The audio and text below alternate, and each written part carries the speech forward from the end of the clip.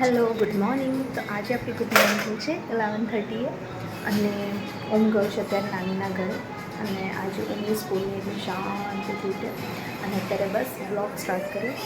આજે ઘરમાં બહુ જ કામ છે કેમ કે આંટી નથી આવવાના.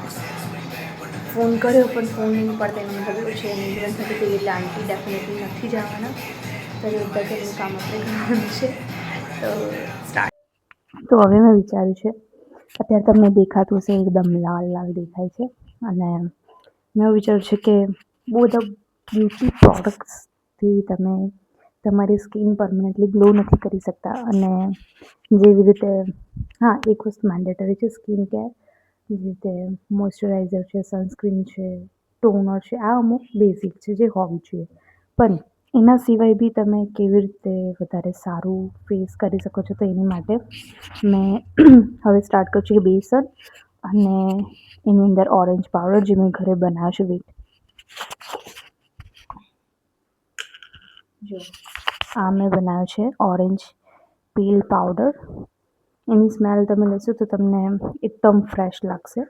અને મેં મતલબ પહેલાં ઓરેન્જની જે છાલ હતી એ બહાર મૂકી દીધી અને 2 દિવસ સૂકવ્યું અને પછી ડ્રાય થયું અને મિક્સીમાં ગ્રાઇન્ડ કરીને રેડી કરી દીધો. તો હું ડેઈલી હવે સોપ યુઝ નથી કરતી, ફેસ વોશ બી બંધ કરી દીધા છે.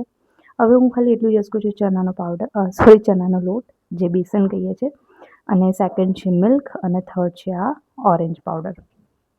અને હવે બીજું બી એડ કર્યું છે.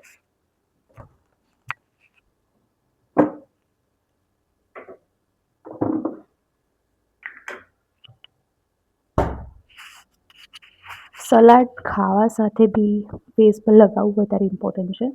એથી મેં અહીં આગળ બનાવ્યું છે કોકુંબરની આઈસ ક્યુબ બનાવી દીધી છે, જે મને 1 વીક સુધી ચાલી જશે.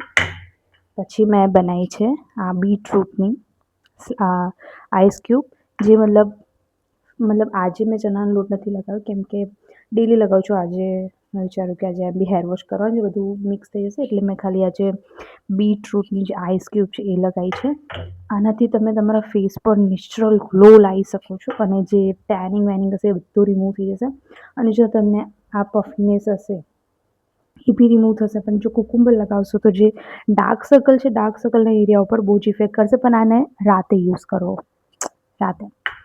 અને બસ હવે આજે લાલ ચળક ફેસ દેખાય છે. હવે નાહવા જઈશું અને ફેસ વોશ હેર વોશ બી કરવાના છે. હેર વોશ અને એને બધું રિમૂવ કરીને પછી હું તમને બતાવું છું કે કેવું રિઝલ્ટ છે. એમ તો ફર્સ્ટ ડે છે એટલું કંઈ રિઝલ્ટ નહીં આવે, પણ ડેલી કરશો તો ધીરે ધીરે આવશે. કેમ કે મેં કેટલાય ટાઈમથી થયો છે ત્યારથી મેં સ્કિન કેર બધું ભૂલી ગઈ છું. મેં ખાલી એટલું યાદ રાખું છું કે સ્કિન કેરમાં ખાલી સનસ્ક્રીન આવે છે અને મોઇશ્ચરાઇઝર એટલે કંઈ નહીં આવતું. પણ હવે મને થોડોક ટાઈમ ખુદની માટે મળે છે, તો કેમ પછી સારી રીતે એનો યુઝ ના કરીએ. તો એટલા માટે મેં આઈસ ક્યુબ બનાવી દીધી કે ડેલી બનાવી ના પડે. અને વિચારું છું કે જે અમુક મોર્નિંગમાં શોર્ટ્સ પીતા હોય છે એની આઈસ ક્યુબ બનાવી દે છે, એનો બી બનાવીશું. પણ જોઈએ કેવી રીતે બનાવાય છે, પછી જોઈશું ધીરે ધીરે, એકદમથી બધું નહીં થાય. તો બસ આટલું કેવું હતું. અને જો ફેસ થોડુંક એવું લાગતું તો એને ઇગ્નોર કરી દેજો, કેમ કે મેં લગાવ્યું છે ફેસ ઉપર બીટરૂટની આઈસ ક્યુબ છે. તો ચલો પછી આપણે આગળ મળીએ. હું બસ વાત કરી લઉં એના પછી. અને જે રીતે આપણે સ્કિન કેર કરવાની, મોઇશ્ચરાઇઝર ખબર નહીં કંઈ પડ્યું છે, મને મળતું નહીં.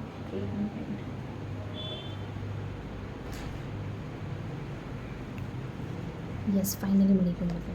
આ છે અપોલો ફાર્મસીનું છે, જે બહુ મસ્ત છે. મેં બહુ આ જ્યારે પરચેસ કર્યું હતું ફર્સ્ટ ટાઈમ, એના પછી હવે થાય છે કે ફરી બીજું લેતા હોઉં. પણ આ કોઈ પ્રમોશન માટે ને મને મારા સબસ્ક્રાઈબરને લાગતું બી નહીં કે મેં પ્રમોશન માટે કરી બી હશે. તો પહેલાં મોઇશ્ચરાઇઝર લગાવી દઉં અને દેન સનસ્ક્રીન. મોઇશ્ચરાઇઝર બને તો પહેલાં બરાબરનું રગડી દઉં. ઓકે, દેન છે આ સનસ્ક્રીન. મેં ડોટ એન્ડ કી અને ઘણી બધી સનસ્ક્રીન યુઝ કરી છે, પણ આને જેવું કોઈનું રિઝલ્ટ નથી. તો થોડીક એટલી બધી એક્સપેન્સિવ નથી, પણ જો તમે ડોટ એન્ડ કી તરફ મૂવ થતા હોય તો એના કરતાં બેટર છે કે તમે આની સનસ્ક્રીન યુઝ કરો. મેં ઘણા ટાઈમથી આ જ યુઝ કરું છું. હવે કેમ કે મેં બધી યુઝ કરી, કોઈ ફરક નથી પડતો. અને પછી બસ ખાલી નામ જ હોય છે. અને અમુક તો એવું હોય છે કે નામ એટલા મોટા મોટા અને કોઈ રિઝલ્ટ નહીં, રિઝલ્ટ ઝીરો હોય છે. આટલી બધી એકદમ ધપોડા કરી દેવાના અને થોડીક બચે તો હાથ પર લગાવી દેવાની, પછી હાથમાં ટેનિંગ થઈ જશે. હું તો અહીંયા બી હાથ પર લગાવી દઉં છું.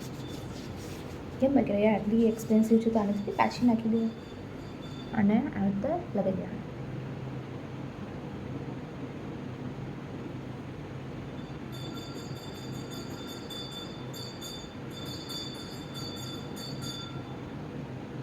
આના સિવાય મારું કોઈ સ્કિન કેર રૂટીન નથી.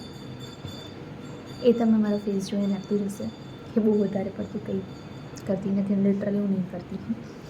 ઇવન મને મેકઅપ બી એટલો સારો નહીં આવડતો. કદાચ મારે કંઈ મેકઅપ કરો તો મારી મમ્મીને તેથી માંગીને લાવવો પડે, એવી હાલત છે આપણી.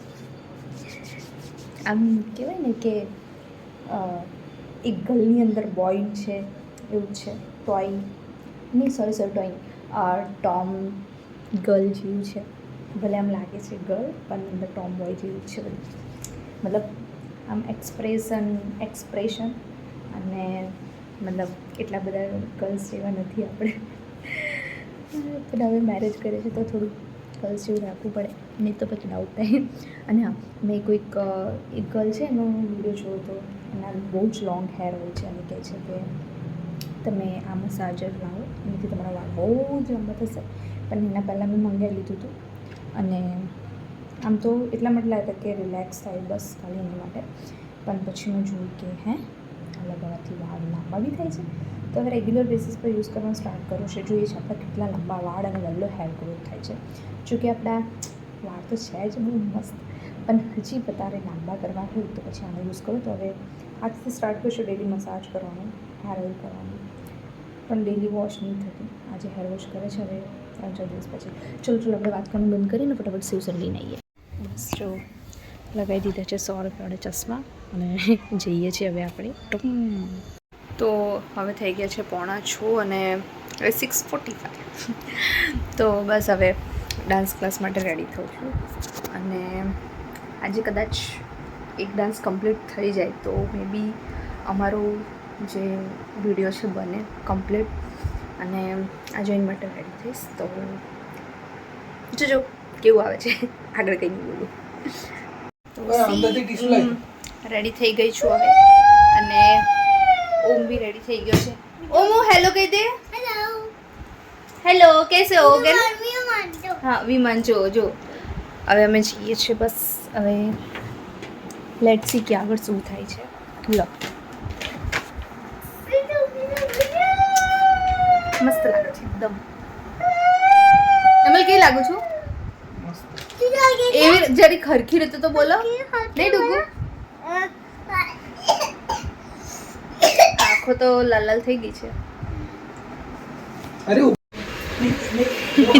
आपको ऐसा लग रहा है कि हमारा वो 4 days करो ना, आपको रिकवर होते होते आपको फीलिंग तो लगेगी.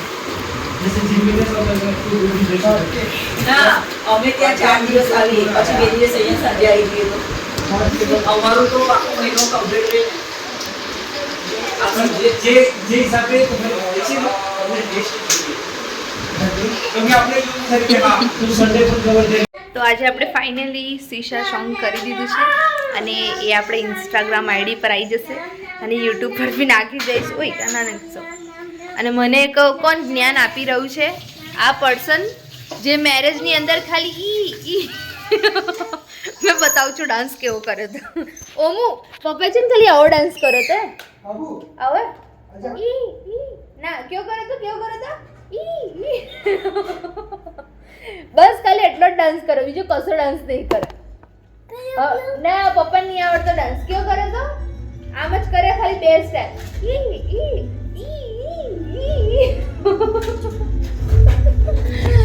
આના સિવાય કોઈ ડાન્સ નહીં આવડતો. અને આજે મને કે છે હજુ ઇમ્પ્રુવમેન્ટ કર. હજી ઇમ્પ્રુવમેન્ટ કર. આમ જોઈને બોલતો હેમંત चलो यार खा दे क्या જો હજી કે ઇમ્પ્રુવમેન્ટ કર. बाबू કો કે નંદની ત્યાં જે ડાન્સ બહુ મસ્ત કર્યો કહું. मस्त करे जोरदार એકદમ एकदम खतरनाक જોરદાર. તાર જો કોઈ ડાન્સ નહીં કરે એવું કહી દો. जोरदार હા હવે બીજી વાર થોડીક 2 લાઈન તો હરકી બોલો. સરસ સરસ ડાન્સર. હવે એને કે સમજણ નહીં પડતી આના બતાવશો.